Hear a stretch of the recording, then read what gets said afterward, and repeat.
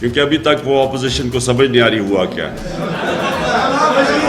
Overseas पाकिस्तानियों को कह रहा हूँ, तैयार हो जाओ इमरान खान को वोट देने के लिए। उन्होंने कहा था कि आप लोग एंजॉय करेंगे, भले एक दिन ही किया लोगों ने एंजॉय, लेकिन मज़ा आया। अगर सुप्रीम कोर्ट ये सारा सिलसिला रिवर्स कर देती है तब भी इमरान खान के पास ऑप्शन बाकी है, और वो ये ऑप्शन है। उनके पास एक ख़त नहीं, अब 2 मरासले हैं, 2 मरासले।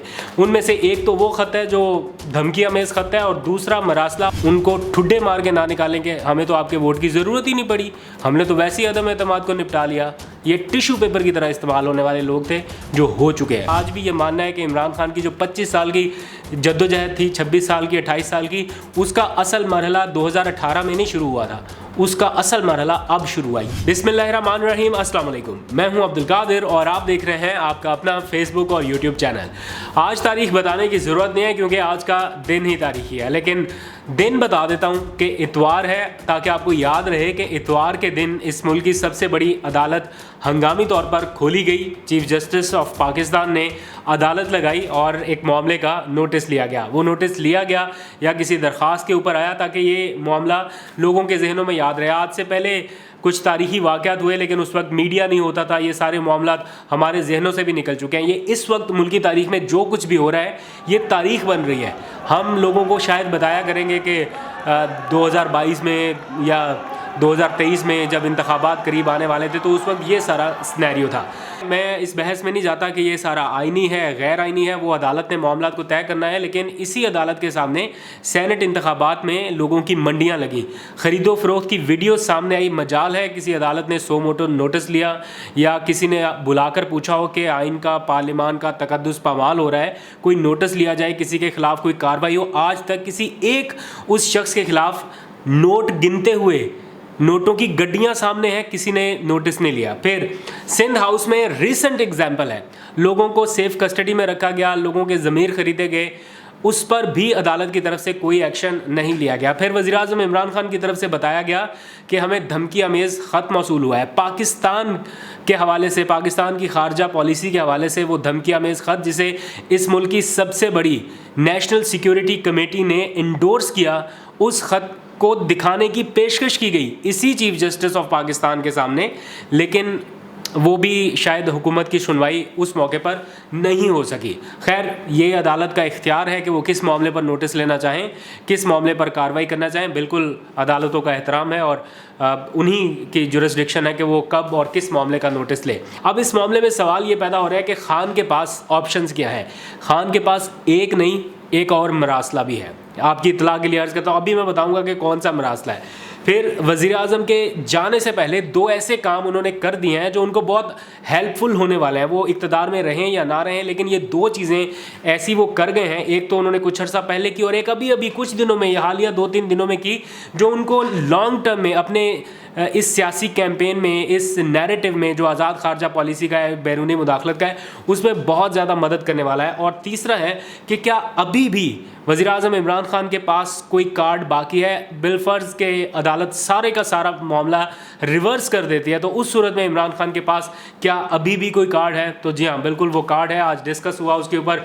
जैसे ही ये असम्बलियाँ तहलील हुई, जब मैं पार्लियामेंट में था, ये कार्रवाई सारी देख रहा था, एंड उन्हीं लम्हात में पता चला कि वज़ीर-ए-आज़म इमरान खान, सदर पाकिस्तान और स्पीकर कौमी असम्बली असद कैसर और साथ में PTV की टीम इस वक्त वज़ीर-ए-आज़म हाउस में मौजूद है। और उसी वक्त हिंट मिल गया था कि असम्बलीज जो है वो डिज़ोल्व होने वाली हैं, और उसका ऐलान कुछ देर बाद हो गया। अब इसी बात पर बहस है कि क्या ये आईनी था या नहीं है। लेकिन इस सारे मामले में रोज़े की वजह से जिन लोगों ने अभी तक मीठा नहीं खाया या मिठाइयाँ नहीं खाई, उन लोगों से दरख्वास्त है कि थोड़ा सा होल्ड कर लें, वो वाली सारी चीज़ें अपने ऊपर ना अप्लाई करें जिनका आप दूसरों को ताना देते हैं। अभी रुक जाएं, फ़ैसला होने दें, उसके बाद पता चल जाएगा कि ऊँट किस करवट बैठता है। अभी इसका थोड़ा सा चलेगा ये मामला सुप्रीम कोर्ट में। लेकिन इमरान खान साहब ने कहा था, कल जो उन्होंने कमिटमेंट की थी उसको उन्होंने पूरा कर दिखाया। उन्होंने कहा था कि आप लोग एंजॉय करेंगे, भले एक दिन ही किया लोगों ने एंजॉय, लेकिन मज़ा आया। ये बात तो फैक्ट है, तो माननी पड़ेगी। किसी को यकीन ही नहीं था कि ये सरप्राइज़ भी आ सकता है। और वज़ीर-ए-आज़म ने जब बाद में तकरीर की, उन्होंने कहा कि अगर मैं ये बता देता कि ये सब होने वाला है तो फिर इन लोगों की ये शक्लें कैसे देखते हैं आप लोग जो इस वक्त बनी हुई है। शहबाज शरीफ साहब की तो वो वीडियो इतनी वायरल है इस वक्त, और एक लाइन में लोग गए हैं। शहबाज शरीफ साहब के ऊपर फोकस है, लेकिन उसके पीछे वाले बेचारे वो भी बड़े गमगीन और उदास हैं। जो कल तक हुकूमत गिराने निकले थे, वही आज सारे हुकूमत बचाने की कोशिश कर रहे हैं कि किसी तरह ये हुकूमत बच जाए।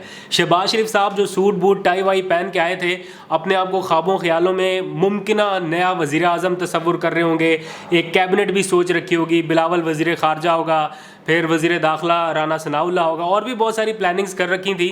वो गए तो मुमकिना वज़ीर आज़म के तौर पर थे, लेकिन जब निकले तो रुकने कौमी असम्बली भी नहीं रहे। उनके बारे में सोचे, उनका ही थोड़ा ख्याल कर लें कि उनके ऊपर क्या बीत रही होगी। वो जो फेस एक्सप्रेशंस थे ना उनके, वो बड़े मैच कर रहे थे उनकी उस सोच के हवाले से जो उन्होंने अपने ख्यालों में अपने आप को वज़ीर आज़म बना रखा था।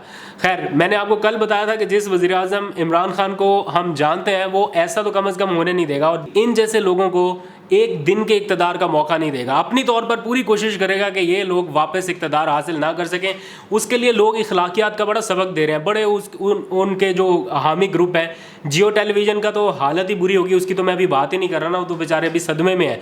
जो बाकी हामी लोग हैं, कुछ एंकर्स हैं जो इस मुहिम का हिस्सा बने हुए हैं जाने अनजाने में, उनके हालात देख लें। कोई कह रहा है DGI/SPR की ट्वीट आने वाली है, कोई कह रहा है सुप्रीम कोर्ट ने नोटिस ले लिया।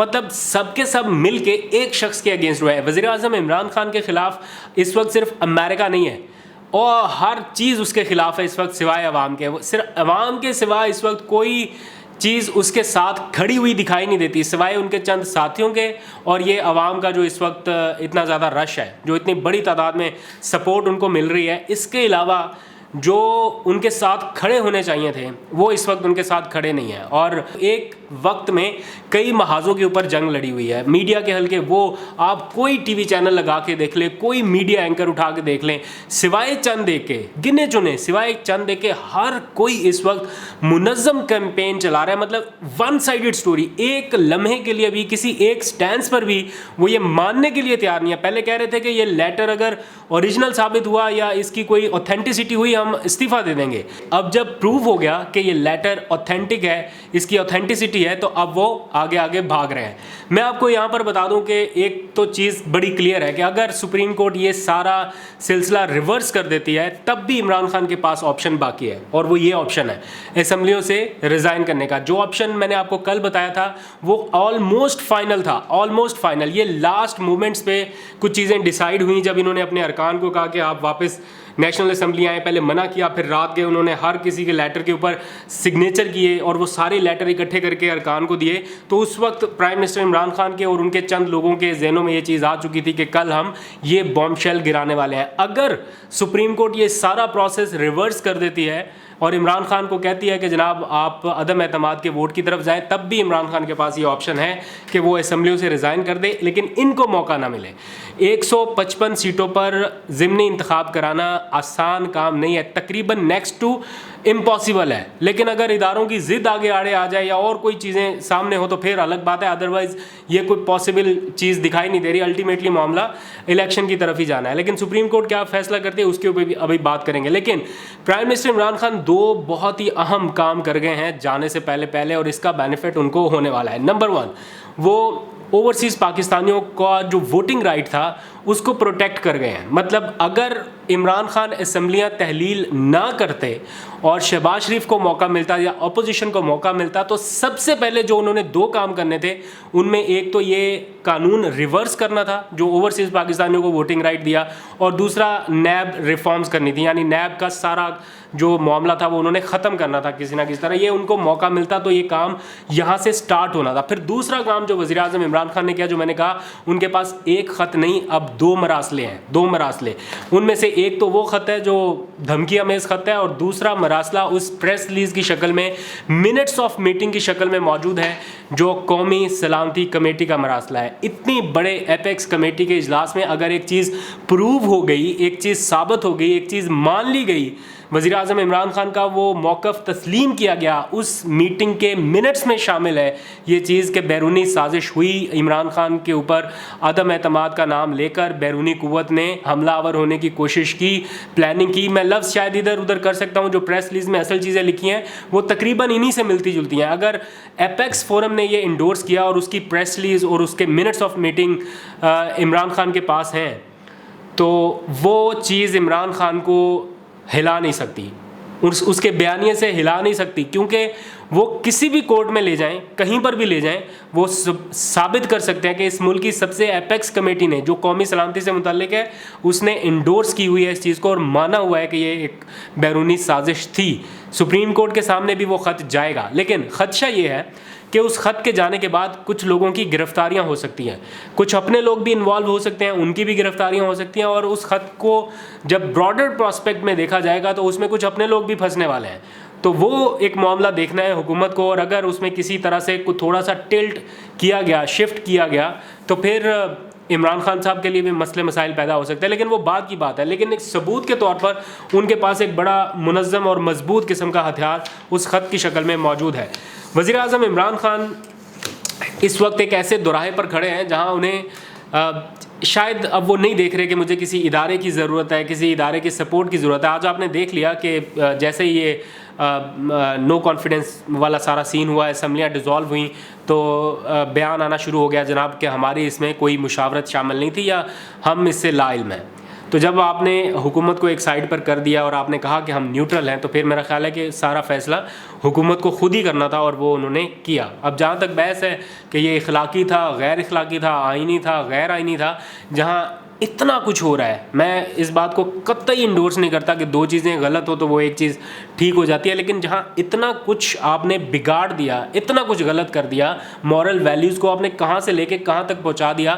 इमरान खान हर तकरीर में यही बात करते हैं कि कौम की अखलाकियात तबाह ना करें। अगर बर वक्त नोटिस होते, बर वक्त एक्शन होते, बर वक्त सो मोटो नोटिस लिए जाते तो आज यहाँ तक नौबत पहुँचनी नहीं थी। अगर सेनेट इलेक्शन में उस वक्त ये कार्रवाई डाल दी होती, सुप्रीम कोर्ट ने आज खुद नोटिस लिया होता, तो आज ये वाला आज खुद नोटिस कम से कम सुप्रीम कोर्ट को ना लेना पड़ता। लेकिन इस वक्त जो सूरत हाल है, भारतीय मीडिया पर तबाही मची हुई है। अपना जियो न्यूज़ को तो अभी फिलहाल साइड पे रखे ना, ये तो अपना चैनल है। भारतीय मीडिया पर जो तबाही मची हुई है, लाइव ब्रॉडकास्ट चल रहा है, उनका तो पूरा टेलीथॉन चल रही है। सदमे से दो चार है कि इमरान खान घर क्यों नहीं गया अभी तक। तो ये सिलसिला देखना है कि हमारे कौन कौन से सहूलतकार उनके साथ मिलकर काम करना चाहते हैं। मेरा अपना जो ट्विटर अकाउंट है वो भरा पड़ा है इंडियन मीडिया के मैसेजेस से कि जनाब हमें ज्वाइन करें, हमें अपनी ओपिनियन दें, डॉलर भी देंगे, $1500 पर मंथ भी देंगे, हमें ज्वाइन करें लाइव नशरियात में और अपनी ओपिनियन दें कि इमरान खान के ख़िलाफ़ ये जो महाज हो रहा है इसके ऊपर सारा कुछ क्या। बट मुझे क्या ज़रूरत पड़ी इंडियन मीडिया पे जाके ज्वाइन करने की कि इमरान खान के ख़िलाफ़ क्या हो रहा है और यहाँ पर क्या महाज हो रहा है। हमारा अपना मीडिया थोड़ा है इस बात को करने के लिए। मुझे जो कहना होगा वो मैं ARY पे कह लूँगा, ज़रूरत नहीं है इंडियन मीडिया पे जाने की। तो खैर वो उनके मैसेजेस भी अभी पड़े हैं मेरे पास, अगर कभी ज़रूरत हुई तो वो दिखा भी दूँगा। जो सबसे दिलचस्प बात है इस सारे मामले में वो है मुनहरिफ अराकीन की। वो बेचारे क्या सोच रहे होंगे इस टाइम। मैं तो हैरान हूँ कि वो तो इस अदम एतमाद की मूव में वैसे ही इत्तेहादियों के साथ ही अपोजिशन ने नंबर पूरे कर लिए थे, उनकी तो वैसे ही ज़रूरत नहीं पड़ी। वो मुफ्त में बेइज्जत हो गए, मुफ्त में उन्होंने इतनी गालियाँ खा ली आवाम से। अगर कल को इलेक्शन होता है 3 महीने में, 2 महीने में, 4 महीने में, साल में, मैं आपको गारंटी करता हूँ हल्के में जाके इलेक्शन लड़के दिखाए, उनको लग पता जाएगा। वो आज फवाद चौधरी भी कह रहे थे कि वो धोबी के कुत्ते ना घर के ना घाट के, तो ज़रा जाए ना अपने अपने हलकों में, उनको ज़रा उनकी वैल्यू का पता चल जाएगा। यही लोग उनको ठुड्डे मार के ना निकालेंगे, हमें तो आपके वोट की ज़रूरत ही नहीं पड़ी, हमने तो वैसे ही अदम एतमाद को निपटा लिया। ये टिश्यू पेपर की तरह इस्तेमाल होने वाले लोग थे जो हो चुके हैं, अब इनका कोई फ्यूचर नहीं है। इमरान खान साहब ने भी बड़ी अच्छी बात की कि उन्होंने गलतियों से सबक सीखा, उन्होंने जान लिया कि कौन मुश्किल वक्त में उनके साथ खड़ा हुआ और कौन ये इलेक्टेबल्स को लेके उन्होंने किस तरह से अपनी पार्टी को नुकसान पहुंचाया। वो एडमिट कर रहे हैं कि मैंने ये सीखा है, मुझे किसी से कोई शिकायत नहीं, जो गलतियां थी हमारी अपनी थी और मैंने सीखा है इनसे, आइंदा शायद ये ना हो। इलेक्टेबल्स की सियासत को खान साहब हमेशा हमेशा के लिए दफन कर दें। नहीं पार्टी इक़्तिदार में आती ना आए, अपनी जंग जारी रखें। मेरा आज भी ये मानना है कि इमरान खान की जो 25 साल की जद्दोजहद थी, 26 साल की, 28 साल की, उसका असल मरहला 2018 में नहीं शुरू हुआ था, उसका असल मरहला अब शुरू हुआ। ये वक्त है उस जद्दोजहद को मंतकी अंजाम तक पहुंचाने का। ये वो टाइम है जो पहले 2018 तक हो गया, जो छोटी मोटी गलतियां थी लोगों ने माफ़ कर दी हैं, लोगों ने भुला दिया कि महंगाई से लोग मुतासिर थे, लोगों ने छोड़ दिया इस सारे मामले को कि उन्होंने 2-3 साल में काफ़ी तकालीफ बर्दाश्त की हैं। लेकिन वो उस लम्हे को याद रख रहे हैं जब आपने आखिर में जाते जाते आज़ाद खारजा पॉलिसी के लिए अपने नौजवानों को पुकारा। इस पुकार में लाखों नौजवान आपके साथ हैं और लाखों लोग आपका साथ देंगे। जब इलेक्शन आएगा तो इसका पता चल जाएगा। आज तक के लिए इतने, अपना बहुत सा ख्याल रखिए। खुदा हाफिज़।